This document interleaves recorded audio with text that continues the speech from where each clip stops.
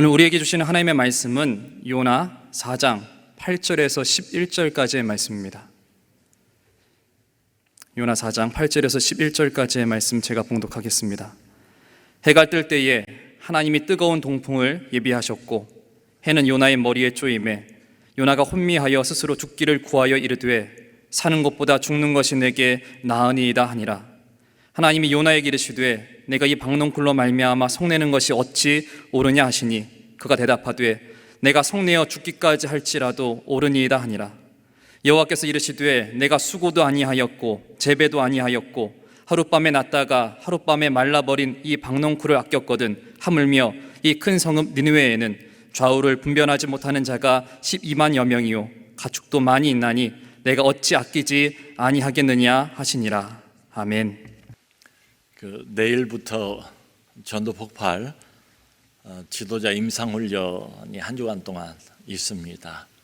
해마다 해왔는데 작년에는 전혀 할 수가 없었지요. 전도 폭발 본부에서 올해는 이제 몇 개 교회를 선정을 해서 이걸 실시를 하고 있습니다. 다 줌으로 해요. 직접 모이지는 못하고. 그러다 보니까 이제 전국에서 오신 분들 계시고 또 해외에서도 참여를 하신 분들도 있습니다.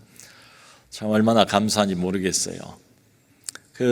몇 분 목사님들 이야기를 들으니까 코로나 와중에도 새 생명 축제, 전도 집회 이런 걸 했대요. 그래서 어떻게 하셨습니까? 했더니 줌으로 다 했대요. 말씀을 들어보니까 모이지를 못하니까 이제 믿지 않는 분인데 미리 이제 이렇게 이야기를 해서 어떤 전도 날 같은 걸 교회가 정했답니다. 그래서 이제 그날 줌을 통해서 예배 참석할 수 있도록 또 어떤 경우에는 그분을 초청한 지인 집으로 이분이 오셔서 함께 예배를 드리는 이런 식으로 진행을 했대요.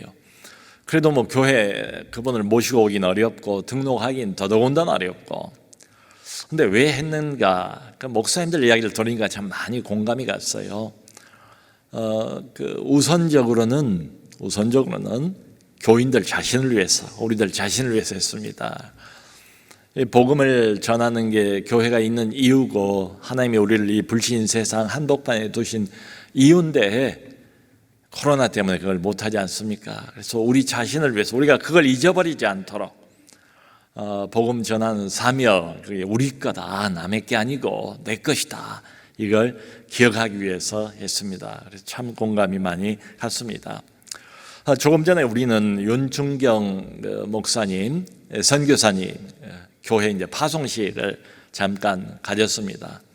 윤 선교사님이 저희 교회 오신 게 8년째입니다. 8년 동안 올 때부터도 장애인 사역 전문가였어요.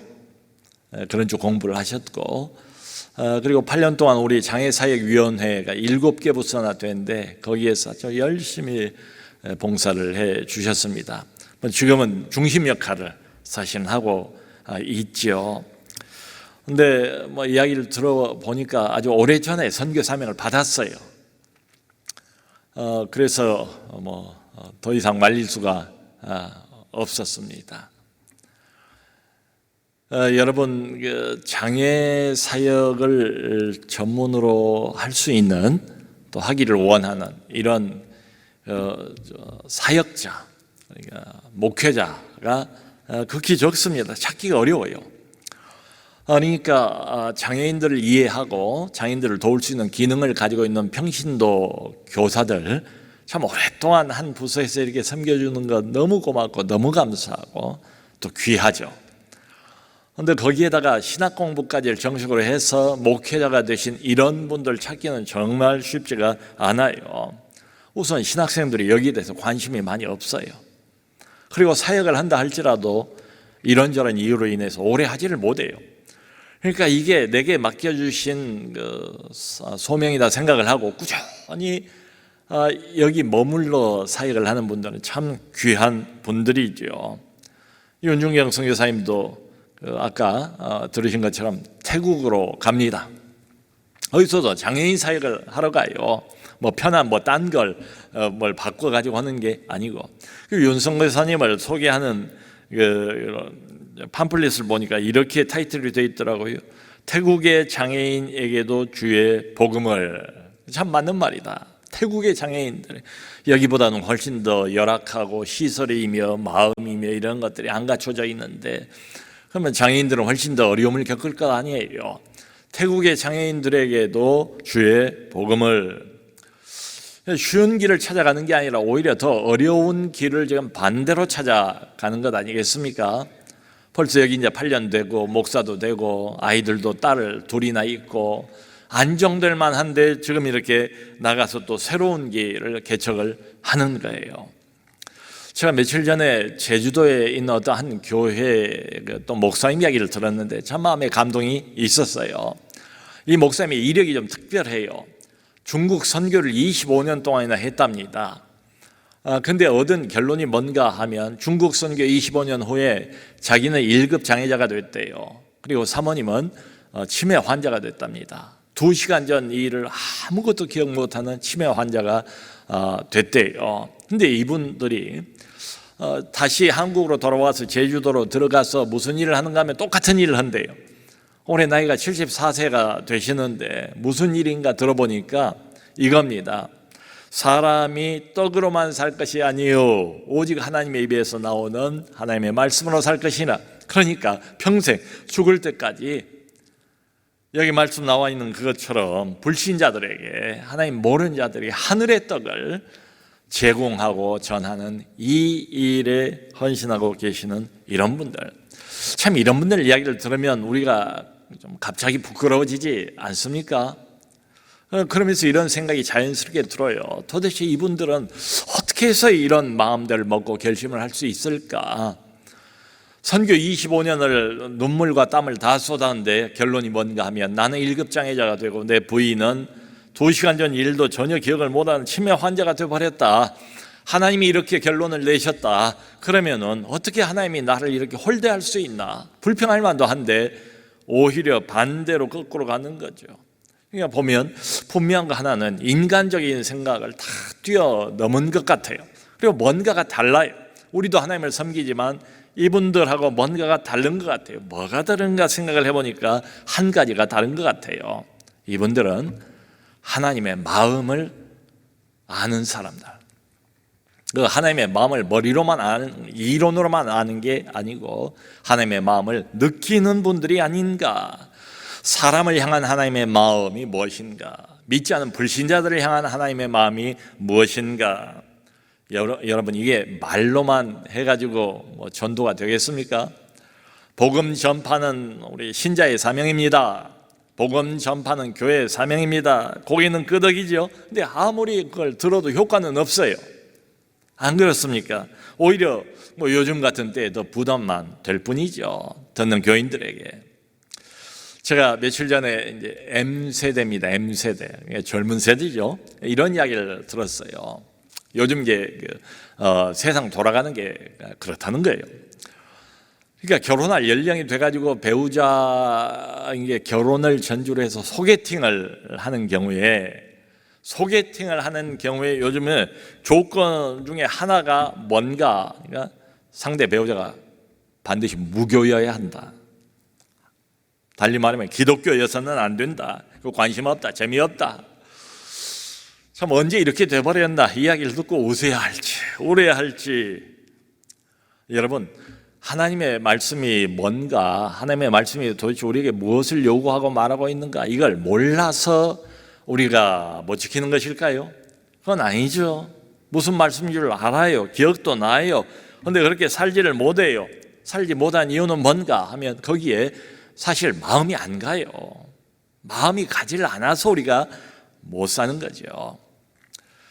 몇 달 전에 그 새벽에 제법 무거운 짐덩어리 둘을 양손에 들고 내려와야 할 일이 있었어요.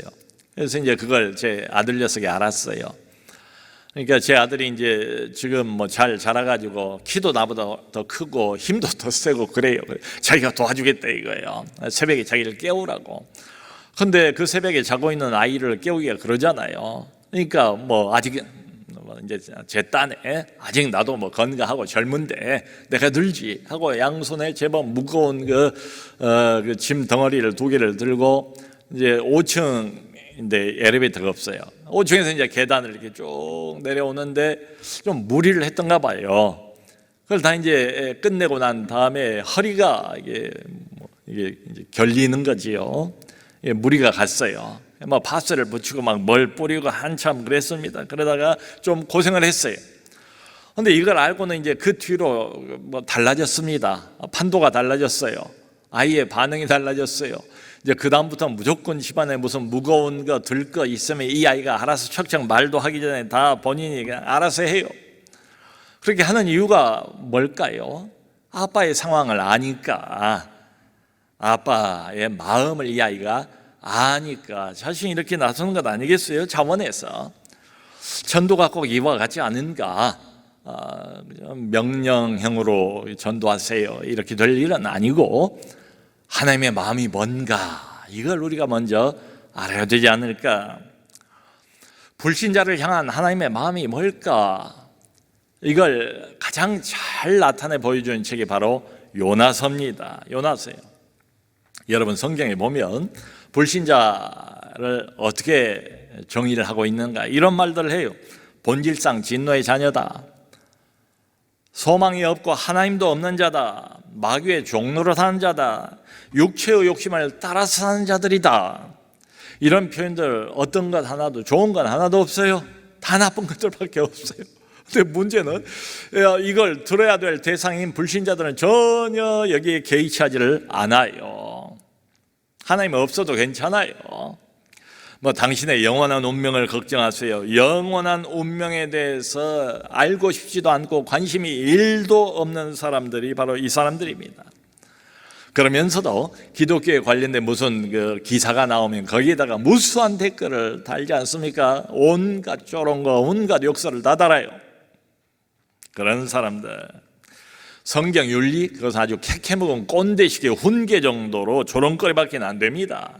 이 사람들에게는 당신의 기준 그건 당신 거지, 기독교의 기준 내게 강요하지 마세요. 그러니까 이런 사람들은 자기 자신이 기준이에요. 자기 생각이 기준이고 자기의 느낌이 바로 기준이에요. 여러분 저는 그 결과가 뭔가, 그 결과가 우리가 날마다 뉴스로 보고 있는 내용들이 아닌가. 최근 몇 년 들어서 특별히 그 존속범죄, 아주 짙게 존속범죄, 존속살해 이런 게 아주 급증을 하는 것 같아요. 그 얼마 전에 10대 이제 미성년자 형제 둘이 오랫동안 자기들을 키워준 할머니를 아주 잔인하게 살해를 했어요. 이유는 잔소리를 한다고, 할머니가 듣기 싫다고. 검사가 이 두 친구를 신문을 하는데 하는 말이 후회는 아무것도 없고 웹툰을 봐야 하는데 웹툰을 보지를 못해서 참 그게 아쉽다 이런 소리를 한다는 거예요. 또 여러분 그 엄마의 아이를 향한 애정이나 이건 본능 아닙니까?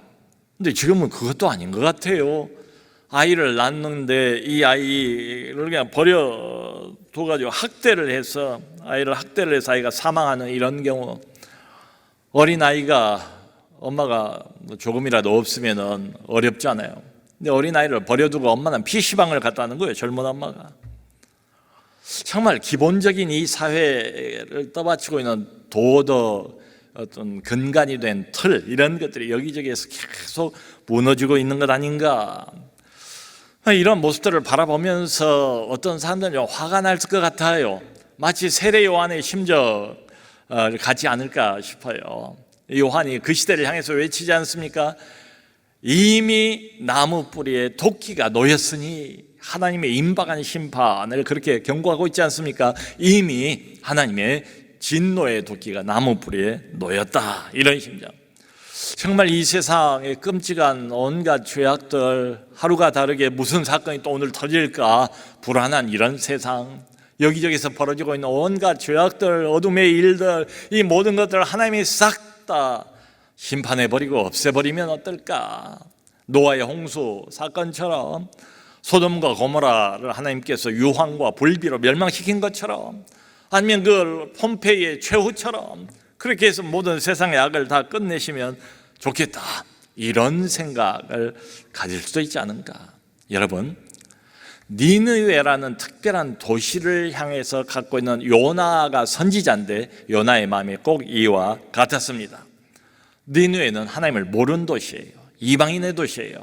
온갖 범죄가 자행되고 있는 지극히 타락한 도시입니다. 한마디로 범죄 도시예요. 범죄 도시. 거기에다가 하나 더해서 이스라엘의 원수의 나라입니다. 적국입니다. 계속 하나님의 백성들을 괴롭히는 사람들이, 그러니까 늘 마음속에 빨리 이 니느웨라는 이 도시가 이 땅에서 영원토록 사라져버리기를 간절히 바랬겠지요. 주여, 언제까지니까 빨리 심판의 불을 내리시옵소서. 전 니느웨를 다 살라서 금방 멸망시켜 주시기를 간절히 기도했는지도 모르겠어요.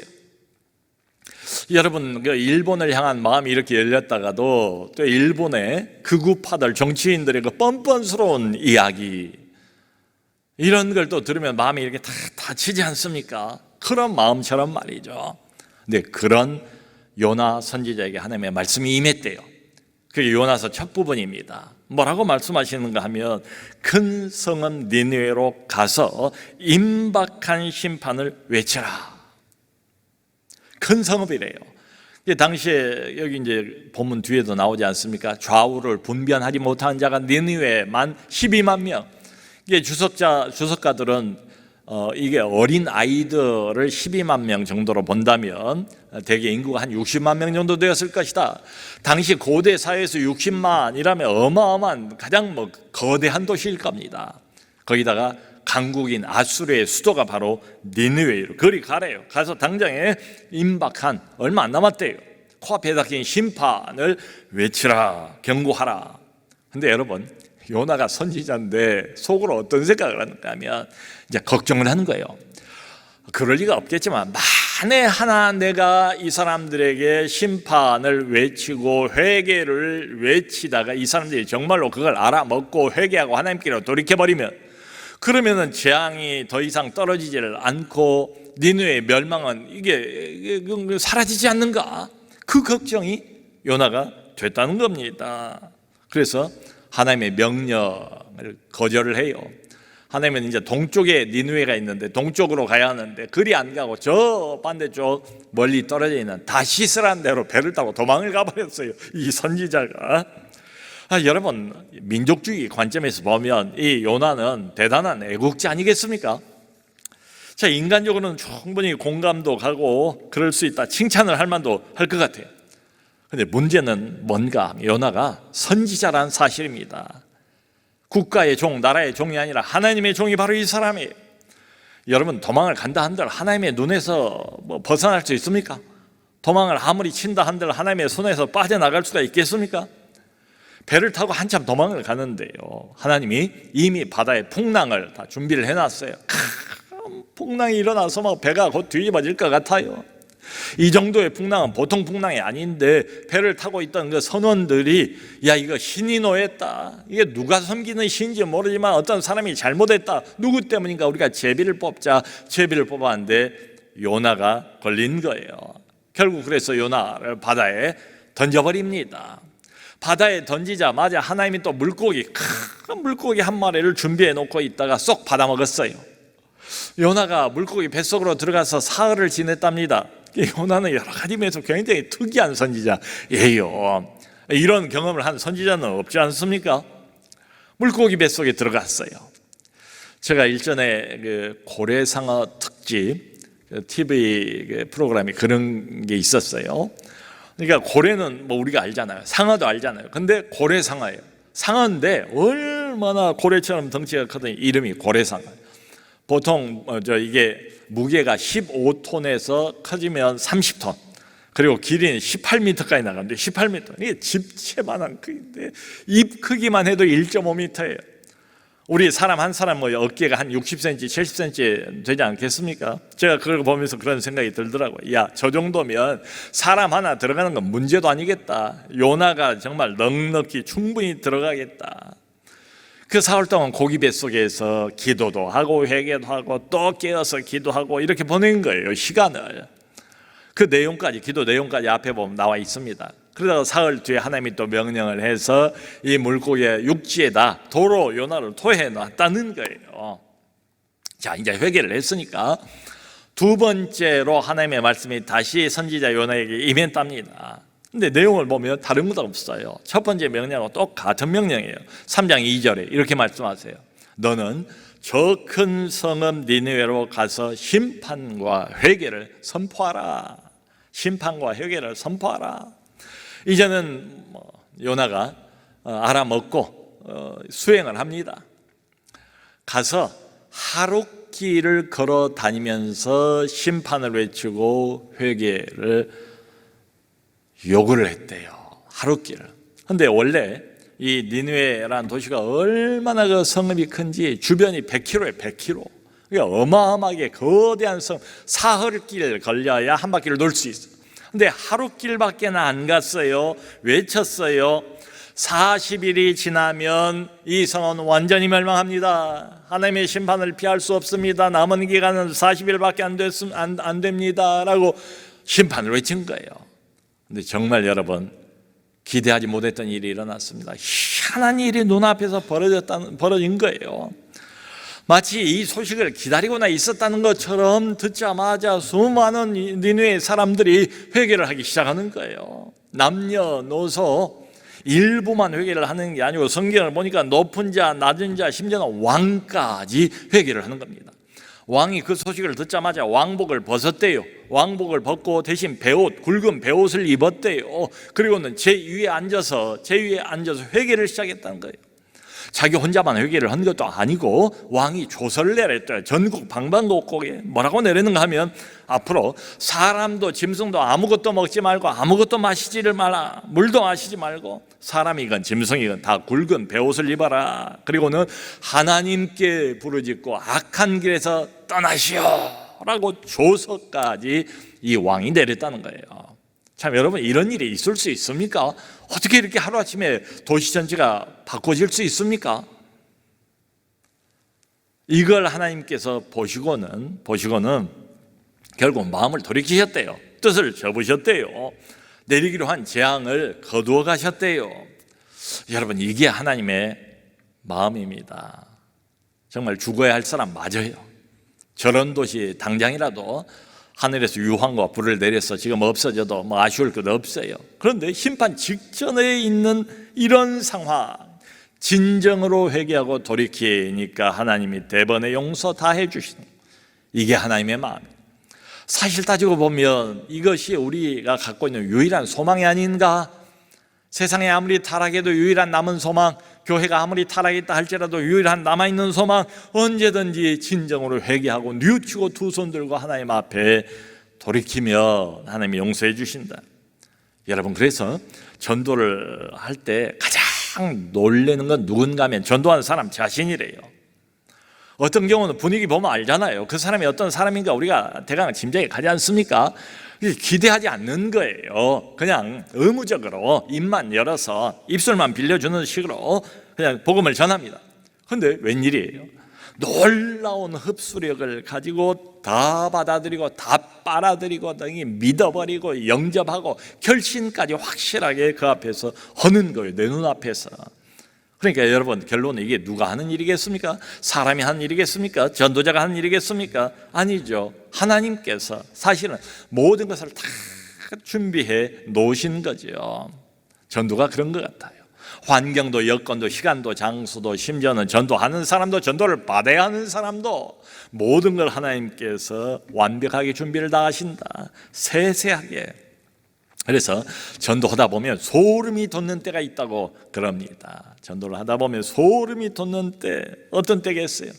하나님의 살아계심이 현장에서 느껴지는 그런 때에, 전도 현장에 하나님께서 시시각각 실시간으로 개입하고 있는 것을 실감한 이런 때 소름이 돋죠. 정말 아무리 뒤져봐도 믿을 사람 같이 안 보여요. 믿을 조짐이 조금이라도 눈꼽만큼이라도 있었던 것도 전혀 아니에요. 어저께까만 해도 범죄의 도시고 너도 나도 높은 자 낮은 자 다 범죄의 도시였는데 오늘 이렇게 돌아올 줄 누가 알았겠습니까? 하나님께서 하시는 일이다. 자, 어쨌든 간에 요나가 기대했던 멸망은 물 건너가 버렸어요. 이 대대적인 회개를 통해서 물 건너가 버렸어요. 이걸 요나가 보고 성경을 보니까 매우 불쾌했답니다. 못마땅해. 그 못마땅한 것을 또 선지자니까 참으면 좋은데 그런 것도 아니에요. 요나가 아주 특별한 사람이에요. 하나님 앞에서 막 화를 내는 거예요. 화를. 2, 3절에 보면 그게 나옵니다. 하나님, 내가 이럴 줄 알았습니다. 내가 이런 사태가 벌어질까 싶어서 일부러 다시스로 멀리 도망을 간 것 아니겠습니까? 하나님은 자비가 많으시고 은혜가 많으신 분이고 노하기를 더디하신 분이고 사랑이 많으신 분이고 심판보다 용서하기를 즐겨하시는 분인지를 내가 진작에 알았습니다. 행여 이런 일이 벌어질까 싶어서 내가 다시스로 도망갔습니다. 근데 이렇게 니느웨가 이렇게 건재하고 있는 모습을 보면서 내가 어떻게 살겠습니까? 지금 사는 것보다 죽는 것이 더 낫겠사오니 나를 죽여 주옵소서. 이렇게 부탁까지 해요. 근데 실제로 본인이 죽지는 않아요. 니느웨 성읍이 다 내려다 보이는 언덕배기에 초막 하나를 짓고 이 성읍을 이제 관찰하기 시작했답니다. 참 희한한 선지자예요. 뭘 관찰하는가 하면 혹시 또 하나님 마음이 바뀌어져 가지고 니느웨를 심판하지 않을까, 니느웨의 멸망과 심판을 기대하면서 그걸 계속 지켜보고 있는 거예요. 여러분 참 이런 선지자 부려먹기가 쉽겠어요? 여러분들이 하나님의 심정이라면 이런 선지자하고 계속 같이 일하고 싶겠습니까? 뭐 결단을 해도 진즉에 절단을 내지 않았겠어요? 근데 하나님이 그렇게 하지를 않으세요. 이 사람이 중요한 거예요, 하나님에게는. 그러니까 어떻게든 이 사람 마음을 설득해 보려고 애를 쓰세요. 결국 하나님의 마음이 뭔가, 불신자를 향한, 믿지 않은 자를 향한, 어둠으로 가득한 이 세상을 향한 하나님의 진심, 마음이 뭔가를 이 사람에게 알리기 위해서 애를 쓰세요. 온갖 수고를 다하십니다. 그러면서 하나님이 박넝쿨 하나를 예비를 했대요. 그러니까 초막을 멀기설기 지었으니까 위에가 구멍이 좀 뚫렸겠지요. 여기 이제 중동 지방 얼마나 대낮에 뙤약빛이 뜨거운지 말도 못해요. 그래서 이 박넝쿨이 이렇게 커져가지고 금방 커다란 잎사귀가 생겨서 그늘이 생겨요. 그늘이 탁 만들어진 거예요. 요나는 그 그늘 밑에서 이제 니느웨 멸망을 기대하면서 계속 관찰을 하고 있고, 얼마나 참 이러니한 장면입니까? 이제 성경을 보면 요나가 이 그늘 때문에 크게 기뻐했대요. 크게 기뻐했다. 근데 다음 날 새벽에 우리 하나님께서 이 벌레 하나를 준비를 했대요. 이 벌레가 다 갉아먹어버린 거예요. 이파리들. 벌레가 먹어버리니까 다 이파리가 시들어버렸어요. 그리고 또 하나님 예배 하나를 더했습니다. 뜨거운 동풍을 예배해서 뜨거운 동풍이 불어오면서 뙤약빛이 쫙 머리 위에 내리꽂혔다는 거예요. 그러니까 요나가 이제 그것이 너무 또 괴로워가지고 이런 하소연을 합니다. 내가 지금 사는 것보다 죽는 것이 낫겠사오니 하면서 또 화를 냈다는 거예요. 하여튼 요나처럼 화를 잘 내는 선지자도 처음 봐요. 그것도 하나님 앞에서. 그때 하나님이 이제 이렇게 물어보세요. 요나야, 네가 지금 화를 내는 것이 과연 옳으냐? 라고 물었더니 이 요나가 하는 말을 좀 들어보세요. 예, 내가 성내어 죽기까지 화를 낸다 한들 옳습니다 라고 대답을 해요. 여러분 참 얼마나 철이 없습니까? 철이 없다고 해야 할지, 너무 순진하다고 해야 할지, 아니 감히 지금 누군 줄 알고 누구에게 화를 내는 것인가? 참 어처구니 없는 사람 아닌가? 선지자인데 말이죠. 무모한 반응을 보이고 있는 사람 아닌가? 근데 곰곰이 생각해 보니까 바로 이 모습이 우리 자신의 모습이다. 하나님이 누군지 알지도 못하고 하나님의 마음을 제대로 파악하지도 못하고 그저 자기 자신의 인간적인 편견에 사로잡혀 있는 한 사람, 요나, 하나님의 백성, 우리들. 그런데 중요한 것은 이런 참 같지 않은 선지자지요. 사용하고 싶지 않은 선지자죠. 말 안 듣는 선지자. 근데 이 사람에게 하나님이 어떻게 접근하시는가를 주목해 볼 필요가 있습니다. 그게 메시지 같아요. 오늘 그 요나서를 보면 계속 처음부터 하나님이 예비하셨다, 준비하셨다 이런 단어가 반복해서 나와요. 하나님의 풍랑을 예비하셨습니다. 물고기를 예비하셨습니다. 그리고 또 박넝쿨을 예비하셨어요. 벌레를 또 예비하셨대요. 뜨거운 동풍을 예비하셨대요. 단어가 그렇게 나와요. 예비하셨다, 예비하셨다. 이 모든 게 뭡니까? 다 하나님께서 어떤 한 목적을 위해서 사용하신 하나님의 소품들입니다. 심지어는 뭐까지 예비하십니까? 하나님이 복음 전한 자도 예비를 하시고, 그리고 복음을 드려야 할 사람도 하나님이 다 불러 모으시는 거예요. 예비하시는 거예요. 근데 문제는 어디에 있는가 하면은 한 가지가 문제예요. 전도자가 말을 안 들어요. 하나님한테 따지고 화도 내고 말이죠. 도망가 버리고 명령을 정면으로 거부하고 말이죠. 근데 하나님이 이렇게 안 나오세요. 천둥 번개 벼락을 그냥 그 자리에서 이러지는 않으세요. 아니, 이놈이 지금 정신이 있나 없나, 어느 안전이라고 네가 감히 간땡이가 부어도 한참 부었구나, 선지자가 어디 너 하나뿐인 줄 아느냐, 이렇게 전혀 나오질 않으세요. 이게 참 우리가 주목할 부분이에요. 하나님이 말 안 듣는다고 해서 강압적으로, 위압적으로 이렇게 위협하고 있질 않아요. 그것보다 훨씬 더 인간적으로 요나 옆으로 내려가셔서 인격적으로 요나를 계속 시간을 들이면서 설득하고 있는 모습을 봅니다. 왜 이럴까요, 여러분? 여러분, 전도라는 게, 복음을 전하는 게 명령한다고 들어집니까? 억지로 이게 됩니까? 먼저 중요한 건 뭔가 하면 하나님 마음, 이분의 마음, 이걸 부탁하신 이분의 마음을 알아야죠. 그걸 알리기 위해서 온갖 수고를 지금 다 하시는 거예요, 하나님이. 이 사람이 중요해요, 여자님. 왜냐하면 하나님이 누군가를 세상에 알릴 사람이거든요. 저 사람 멸망 전에, 저 도시 멸망하기 전에 복음을 전할 유일한 사람이거든요. 은혜의 통로가 되어서 세상을 구원할 사람, 이 세상의 마지막 희망이 이 사람이거든요. 다시 말하면 하나님의 백성들, 온 세상에 아직도 새카만 어둠으로 가득 차고 죄만 알고 죄만 좋아하고 하나님이 싫어하고 하나님에게 등 돌리고 기기묘묘한 온갖 죄악들이 난무하는 그 한복판에 유일한 복음의 통로, 하나님의 마음을 전달할 사람, 이 요나는 곧 우리들입니다. 하나님의 백성들이에요. 하나님의 교회예요. 먼저 중요한 것은 하나님의 마음을 알아야 돼요. 모르면 이거 안 돼요. 억지로는 안 돼요. 그래서 여기 10절하고 11절 아까 우리가 봤던 데를 보면 하나님이 요나에게 이렇게 이제 말씀을 하세요. 요나야, 생각해봐라. 그 네가 수고도 안 하고 네가 재배도 안 한 박넝쿨, 하룻밤 사이에 그늘을 만들었다가 하룻밤 사이에 사라져버린 이 박넝쿨, 하찮은 식물, 그것을 네가 그렇게 기뻐하면서 그렇게 아꼈는데 이 니느웨라는 이 도시에는 좌우를 분별하지 못하는 사람은 12만 명이다. 생명이다. 여러분, 믿지 않는 사람들이지만 그 생명은 다 하나님이 주신 것 아니겠어요? 좌우를 분별하지 못하는 12만 명이나 되는 이 사람들을 내가 어찌 아끼지 않겠느냐, 질문을 던지시고 끝이에요. 이런 성경은 없어요. 질문만 던지고 마감이 없어요. 말하자면 열린 질문하고 성경 끝입니다. 이 열린 질문, 하나님의 대답에 대해서는 하나님의 대답을 남겨놨어요.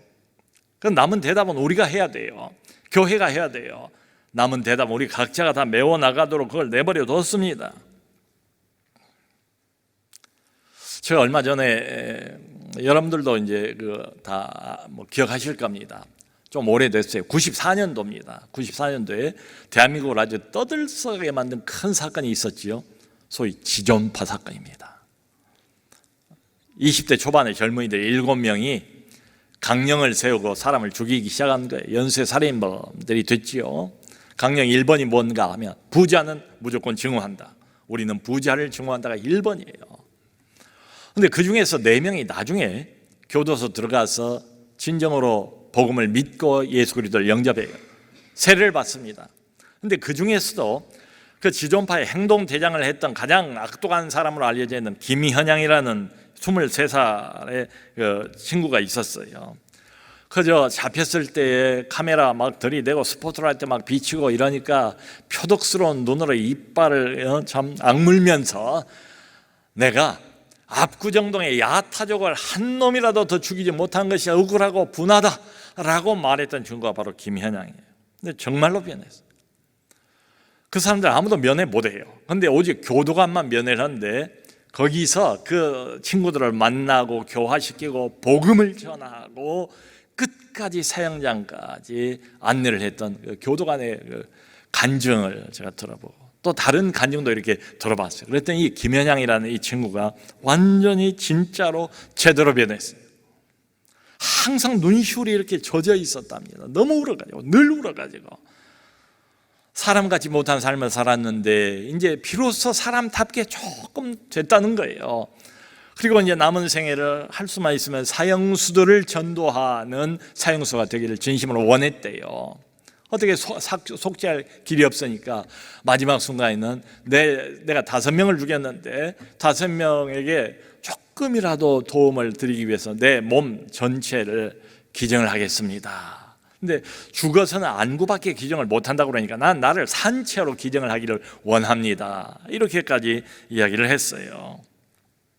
네, 마지막 순간 늘 그 405장 나 같은 죄인 살리신 주은혜 놀라워 이 찬송을 그렇게 즐겨 불렸는데 마지막 순간에도 진심으로 아주 편안한 마음으로 침착하게 모두에게 감사의 말씀을 전하고 진심으로 다시 한번 죄송한 말씀을 전한 다음에 얼굴에 이제 두건이 검은 두건이 쓰여지고 목에 밧줄이 걸렸는데 그게 놀라운 거예요. 노래소리가 들리는데 찬송가 405장을 그 순간에 부르는 거예요. 나 같은 죄인 살리신 주은혜 놀라워 주은혜 놀라워 하면서 주님 곁으로 갔습니다. 참 제가 그 이야기를 들으면서 우리도 한때는 다 우리 죄 때문에 죽을 목숨들이었는데 은혜로 이렇게 여기까지 왔잖아요. 뭐 이런 죄까지는 아니라 할지라도 하나님 앞에서 내로라 할 수 있는 사람이 어디 있습니까? 아하, 그렇구나. 하나님이 용서 못할 죄인이 있겠는가? 하나님의 사랑이 덮지 못할 큰 죄가 과연 있겠는가 말이죠. 성도 여러분, 우리가 살고 있는 이 서울이란 도시의 좌우를 분별하지 못하는 자가 수백만입니다. 우리가 살고 있는 이 강남이라는 이 장소의 좌우를 분별하지 못하는 자가 수십만입니다. 53만이라고 그래요. 우리가 살고 있는 우리 교회가 놓여 있는 이 일원동의 좌우를 분별하지 못한 자가 수만 명 있습니다. 중요한 것은 하나님의 마음을 아는 것, 이해하는 것, 느끼는 것. 그 사람들을 하나님의 눈으로 바라보고 그 사람들에게 하나님의 마음으로 접근하고 그리고 구원 얻는 유일한 하나님의 복음을 전하는 우리 모두가 될 수 있기를, 이런 교회가 될 수 있기를 주님의 이름으로 축원합니다.